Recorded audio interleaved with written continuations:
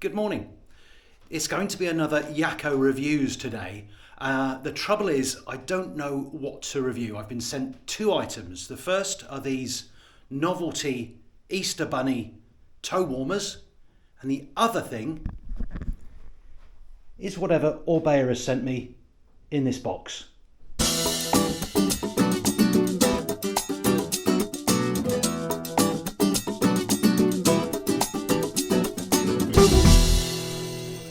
Now, I must confess, I know what's in the box. It's an Orbea Denna.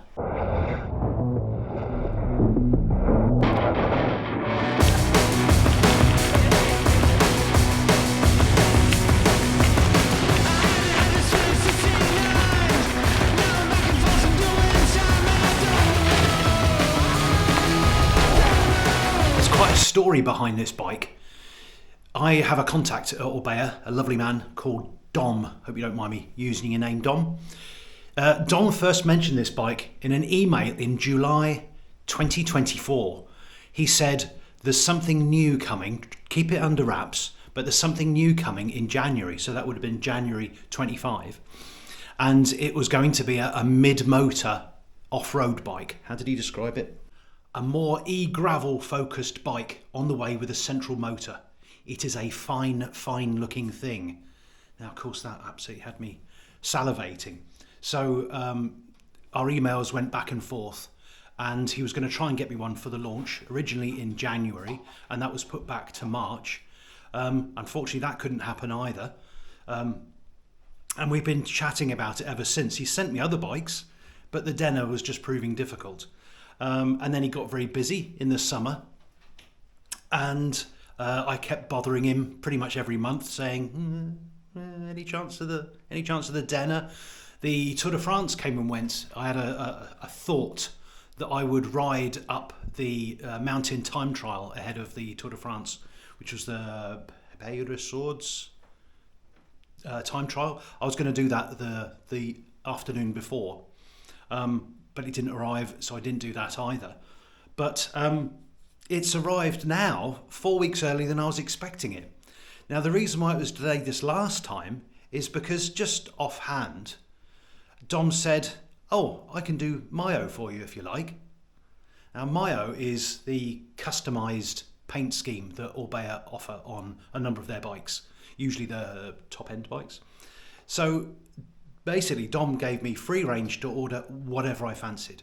So I've chosen the colour scheme, the logos, the highlights on the bike, absolutely everything is my choice.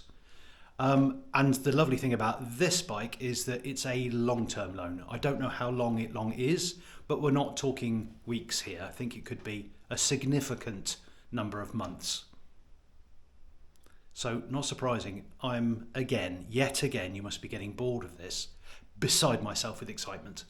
Because essentially this is like my bike. And I really need to thank Dom, because Dom is thanking me, I guess, because people are trusting my reviews, which is fantastic, because I'm not going to lie. I even did, I hope you've had a little look. I tried to review an ultrasound device because I thought it'd be useful. Last time I looked, 49 people have looked at it, looked at that video. But it's honest, it is a good thing, I think. Anyway, that'll be the last of non-bike things for a while. I'm not going to do reviews other than really big things, something I think is really exciting. So please don't think that ultrasound is going to be the way that this channel goes. It isn't. We're going to go back to bikes and adventures, hopefully mostly adventures. Now, today I was planning to do a ride that I've been, again, another adventure that I've been excited about and thinking about for a long time. And it's to go out into Europe's largest desert, Los Monegros. Now, I was due to do that today, and this bike arrived this morning.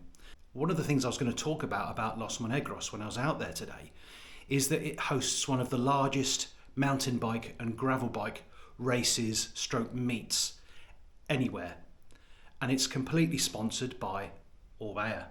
So how could I possibly go out and do a ride in an area which is utterly synonymous with Orbea when an Orbea gravel bike has just arrived. So now obviously that ride has to be done on this.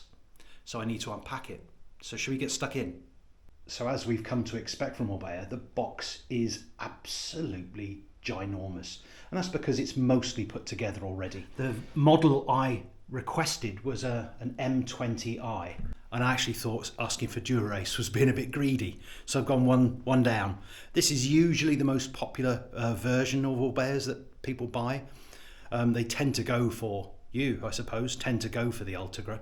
I can understand why. It's just a magnificent system.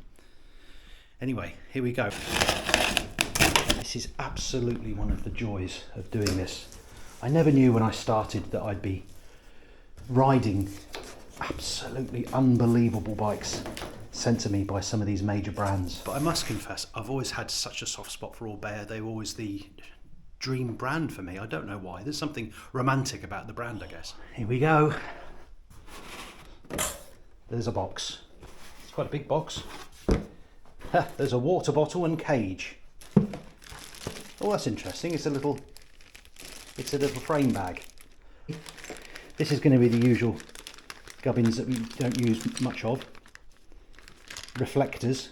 That looks like a bespoke out front mount as well, which I definitely will be using. And that's to put the stem on, and presumably this is the charger. The Denna has the Shimano EP801 RS motor, which is a development solely done by Orbea. As far as I know, they're the only ones who are allowed to tinker with the system as a whole, so that the battery that comes in the down tube isn't the Shimano standard battery. It's a battery that Orbea have tinkered with, I believe, to get slightly more energy dense. Perhaps it's the same watts but a smaller configuration, so they can actually fit it into a smaller down tube. They do things like that, but they've also worked massively on the software, and it's the software I'm really intrigued about by this, because there are at least 2 bespoke Orbea specific programs, I guess, of assist. One is called Gravel, the other one Gravel Plus, and it's a means of accessing the most range or the most power from the system as a whole. So it's quite cleverly done. But also this RS is kind of like a Gen 2 motor, in that it can also have its full 80 Newton meters, 85. The maximum torque for the motor is also available. Whereas on the original Gen 1, which was on the Orbea Rise that we took out, the maximum torque on that was 60, simply to get the most range out of the system. I have found on all of the bikes that I've ridden, you very, very, very rarely use the maximum assist. So I think it's a wise decision that you can set this so that the maximum is 60 Newton meters, which I've found is almost like the perfect sweet spot. I could have had this bike out of the box about 10 minutes ago. Let's get it out now. It looks like it's going to be pretty complete. I can see it's got some very gravelly tyres on. They look excellent. I'm going to show you those before you can get it out of the box. They've got big knobbles on the sides, so you can turn into loose surfaces and not worry so much. But very little grip in the centre, so that it'll ride well on roads and smoother gravel.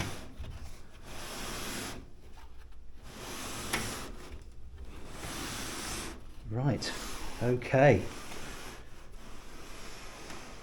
Well, that's kind of interesting in that it's not the colour I ordered. I'm not complaining. I think that is everything all in one piece. Now I do like that as well, because by the time you've got a new bike, all you want to do is get on and ride it. So we are going to be putting this together, and then we're going to be riding it. We'd better have a first look as it comes out of the box though, hadn't we? It's not tan coloured, it's called Burning Ashes. It's got a metallic glitter in it, but it is the raw carbon finish, which I loved on the Orca. So you can see the pieces of carbon through the sort of an ink, but hopefully you're picking up on that red glitter in there. It's beautiful. Well, what can you say? It's another gorgeous bike, isn't it? I keep saying it, but the quality of these e-bikes is absolutely through the roof.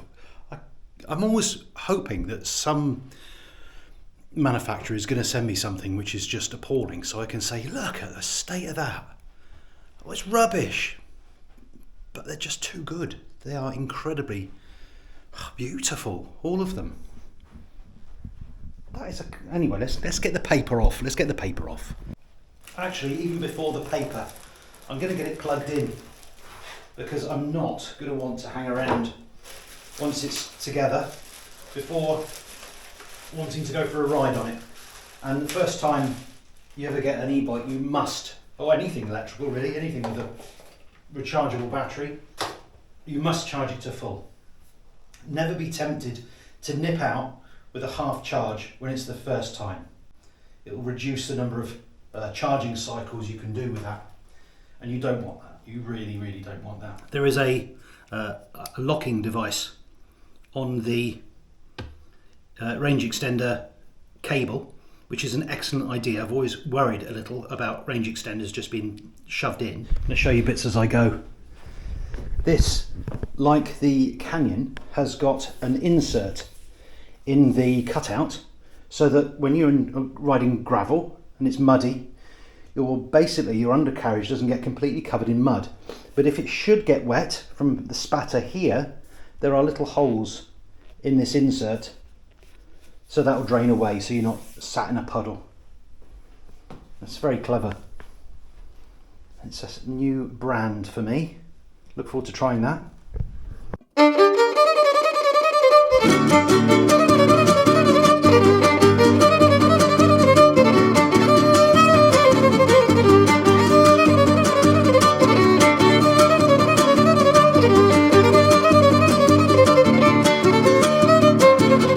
I'll just show you how the front mount goes on, because it's just a little bit fiddly.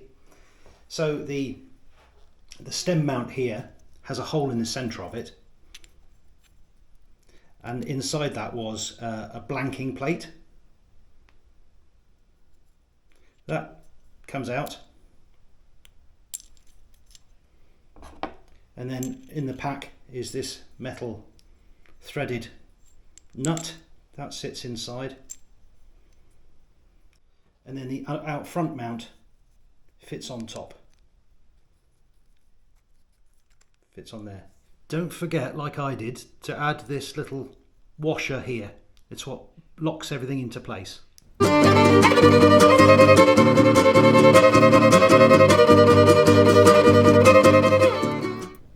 did have a bit of a nightmare trying to get just the handlebars on. The only thing that you have to do is put the handlebars on, and I could not get these 4 bolts to align. In the end, I had to take the out front mount off. Oh dear, but here it is, which now you can see has got that red fleck in it, which does actually match the red glitter, which is the thing I did order. But it is a very, very beautiful bike yet again. It's quite impressive that there is a 400 watt-hour battery in this down tube, because that is actually quite narrow. That's quite a small one. So I think they have done something to the density of those cells. Everything is charged up. I just need to fit some pedals and we're good to go. Whether it was by luck or judgment, the saddle is set exactly the right height, but this is classed as a narrow, so that's going to be too narrow for my sit bones. But we'll have a quick spin on it anyway. I mean, we could talk about some of the things about it straight off, but after nearly 40 minutes trying to fit the bars, I'm fairly ready to go for a ride. Let's go for a ride.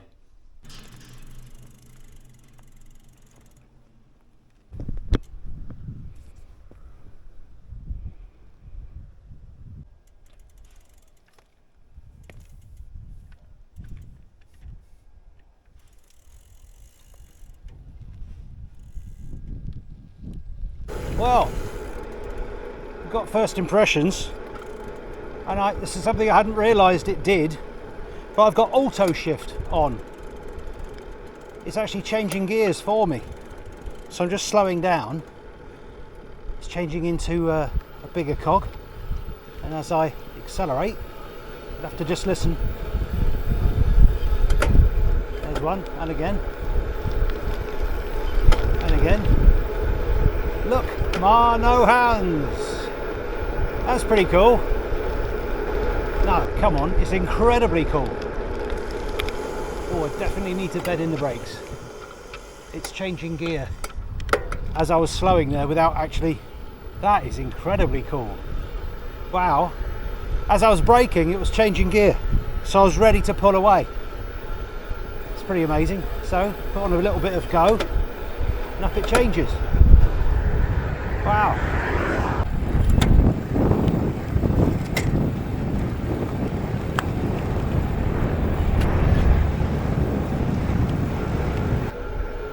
It's a very, very comfortable ride.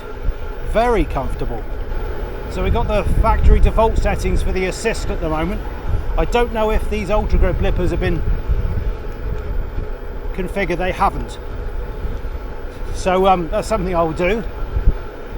So at the moment, the only way I can change assist is with this handlebar remote, but it's up and down. So it's actually very easy. Incredibly easy. I'd rather it was here, because it's nice when things get rough to be able to change assist without taking your hands off the bars, even if it's just to there. So I've just put it up into middle mode. I think it's called trail. Oh, I think it's cadence based, the auto change.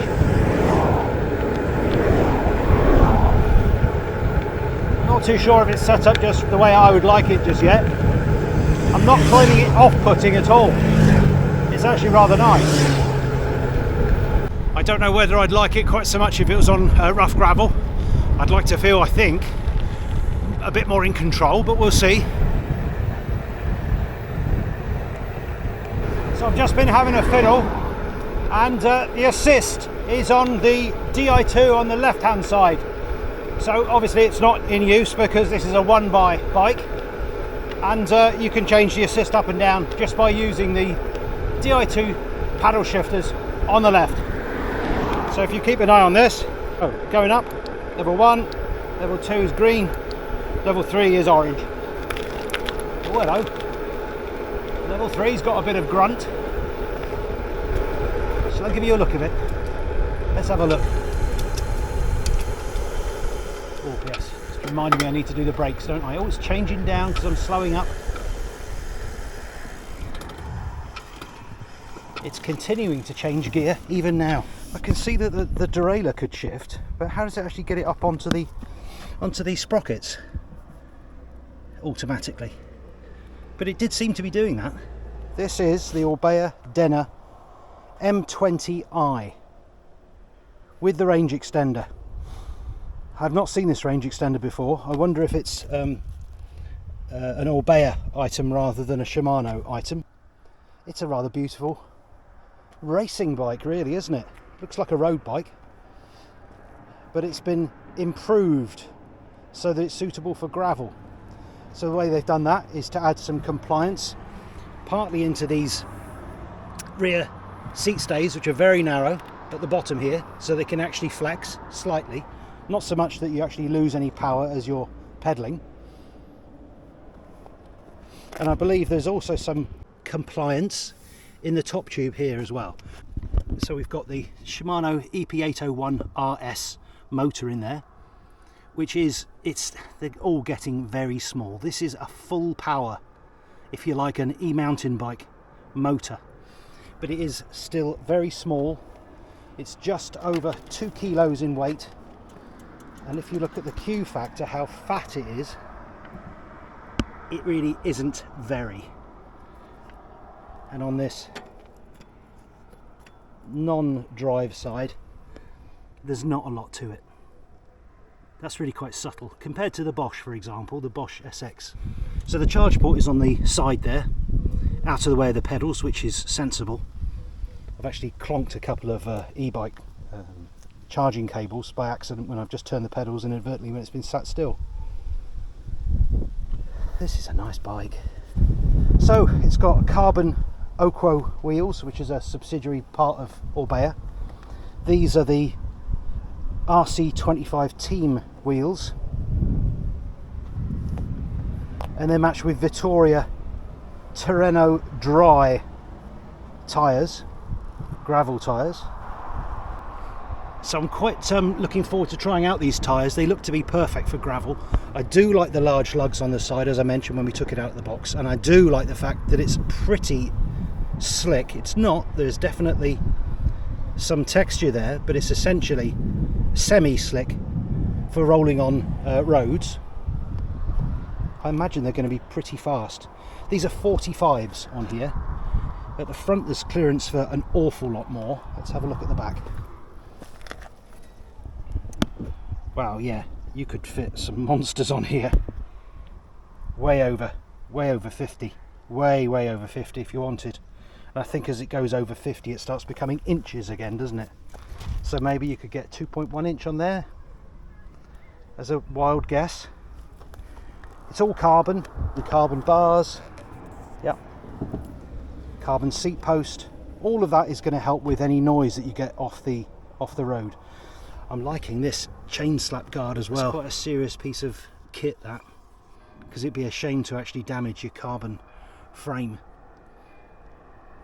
And it does have a chain guide on the front as well, which is de rigueur these days. This is an elegant bike. The Canyon is a beast. I've got to say, I absolutely love the Canyon. I've been loving riding on it, and this is really going to have to perform to match it. The rotors are 160s, so a little bit smaller than the 180s that are on the Canyon. We'll have to see whether 160 is an issue. To be honest, I'm the right person to be testing brakes because I'm still very heavy. It's coming off a bit now, thankfully, but I'm a very heavy rider, and I descend as fast as I possibly can and leave braking as late as possible. So if it works for me, you don't need to worry about the brakes. I'd be amazed actually if they are a problem. I've got 160 Ultra on my bike and they've been fantastic, absolutely superb. It's 417.6 actually watt hours in that down tube, and this is can't remember, 230-ish. So the two together should give us some really decent range, as long as we don't go crazy on the power. I think the 85 Newton meters, frankly, unless you're going up something crazy. And I absolutely intend to go up some really crazy hills. I've got one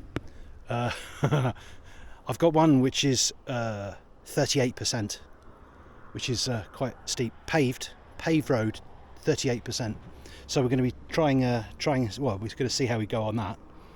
Should be interesting. So much though is down to the gearing. And you'll notice on this, as with the Canyon, it's got an enormous plate on the back. I can't quite remember if this is a 51 or a 52. I think from memory it's a 51. The Canyon, I think, has got a 52. I think this is an 11 to 51 and the Canyon is a 10 52. And they both have a 42 tooth on the front, which again, maybe I would have had a little bit smaller. Maybe not for this bike. This bike is a faster gravel bike. This bike's never going to look this clean ever again. Just notice those Oquo wheels have got zip hubs, which makes them rather special. Just seeing if these are blades. They are. These are aero bladed spokes. So they're flat that way. So they're very, very thin that way and broader this way. Unnecessary, but cool. Just thought I'd do a nice little drone shot, but it's just crashed into a tree and dropped from a huge height. Here somewhere. You okay there, dear? Come on, Buzz. Are you alright, buddy? Follow. 3, 2, 1. Unable to take off. Motor stuck. Oh no. Well, that's a shame. Just the frame has broken on that drone. So I'll have to do some repairs. Shouldn't be terminal, I'm hoping. Here's the steep bit. Now I really, really want a little gear now, please. Yeah, a bit slow. Here it is. That was a bit slow. So once we're at the top, I'll stop and see how much assist this is actually giving us. but it is pretty steep, over 12 at the moment. What gear am I in? I'm in the tiniest gear already, 14.5% now, 15.5, I think that's about 15.7, so that's probably as steep as it's going to get, and that's pretty bad. But the combination with the gears made that perfectly reasonable.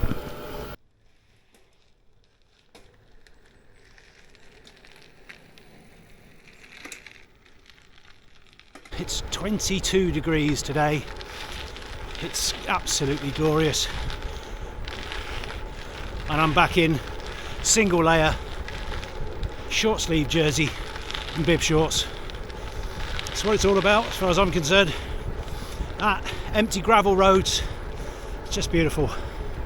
Right, well, I've just fiddled around with the app, the eTube app. So we now have manual shifting again, because I just want control. I just prefer it.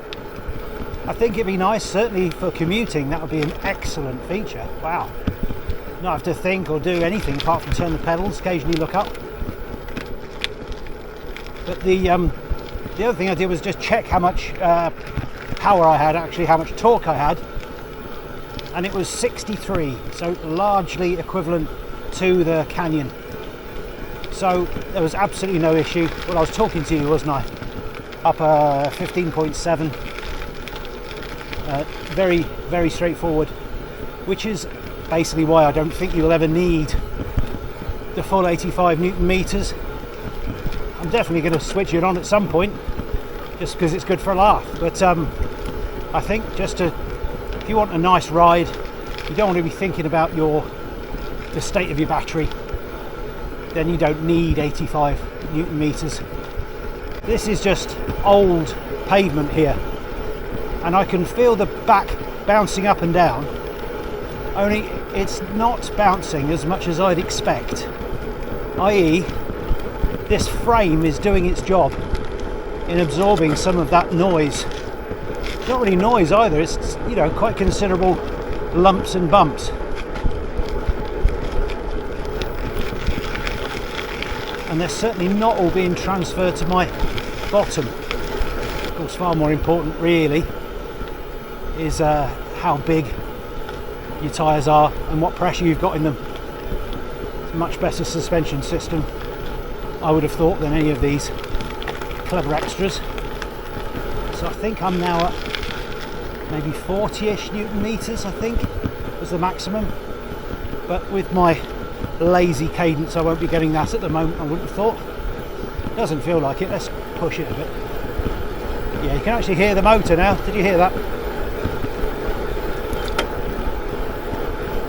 I'll get the cadence sensor attached so I can tell you where the sweet spot is, but I've just picked up my pace there and the engine has just taken off. Remarkably powerful for its standard mode, whichever one of those gravels it is. I think it might actually be gravel plus, if it maximum is 63 Newton meters. Let's step it up a bit.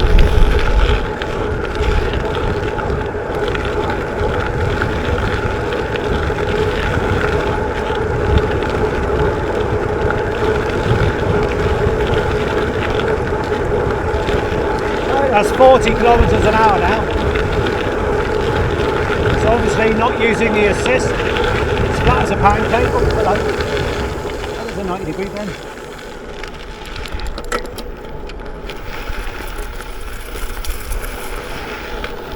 I'm being silly there. Doesn't really matter what surface you're on, does it? Oh, I haven't done the brakes. It's a bugger. I was looking forward to this descent, but I haven't bedded in the brakes.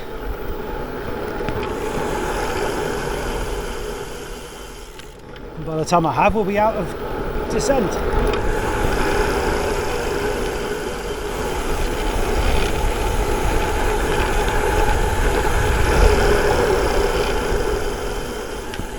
now. Gravel. Horrible, horrible gravel. Just a little bit of speed, see how uncomfortable it is.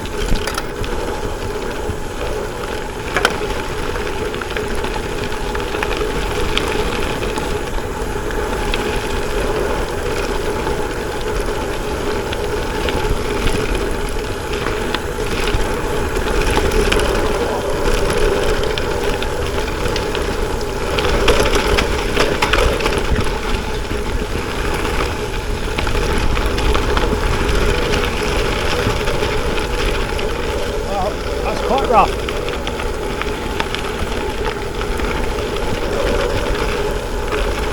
I would say. We carried that off quite nicely. Stand on the wrong side of the road. Hopefully no one's coming. And away we go. Oh, that was good fun. Good first assessment. What? We're in max assist. Did I do that? Do you remember? Well, let's leave it in there. Again, it's one of these bikes that you wonder how they would roll with slicks, say 32mm slicks. Pretty speedy, I'd imagine.